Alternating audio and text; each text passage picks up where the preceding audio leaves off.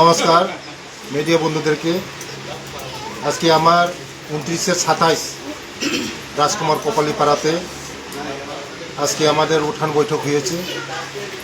সমস্ত বুথকে নিয়ে আমার সঙ্গে আসলো প্রধান, উপপ্রধান, মেম্বার, সবাইকে নিয়ে বুথ চলো অভিযান। মানুষের যে চাহিদা, আশা আকাঙ্ক্ষা, মানুষের যে প্রবলেম, এগুলি আমি শুনেছি। কিছুদিনের মধ্যে ওদের যে কমপ্লেনগুলি আমি সব সমস্যার সমাধান করে দেব। রাস্তার, জলের, সোলারের প্রবলেম, এগুলি আমি সমস্যার সমাধান করে দেব।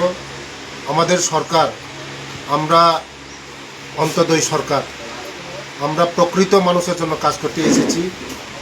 মানুষের কি আশা আকাঙ্ক্ষা, এগুলি তার জন্য বুথে বুথে গিয়ে মানুষের কথা শোনা।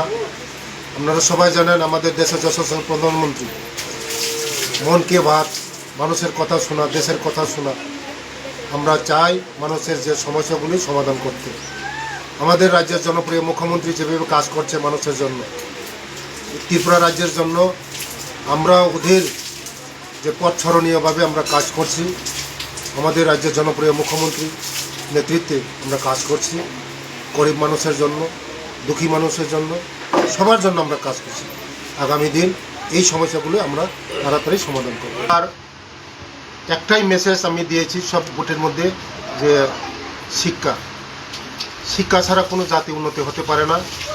আমি সবাইকে বলেছি, সবাইকে অনুরোধ করেছি সব ছেলে মেয়েদেরকে পড়াশোনা করার জন্য। যে সব ছেলে মেয়েদেরকে লেখাপড়া যদি না থাকে, কোনো জাতি এগিয়ে যেতে পারে না, কোনো জাতি উন্নতি হতে পারে না। তার জন্য বাল্যবিবাহ এবং শিক্ষাকে নিয়ে গুরুত্ব দিয়েছি।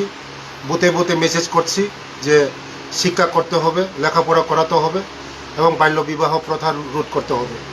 এবং নেশার বিরুদ্ধে আমরা সবাই একসঙ্গে এই নেশামুক্ত ত্রিপুরা করা, এগুলিও আমি মেসেজ দিয়েছি যে সব জায়গায় যে নেশামুক্ত ত্রিপুরা, বাল্যবিবাহ প্রথা বন্ধ করা এবং শিক্ষাকের উপর জোর দেওয়া। ধন্যবাদ।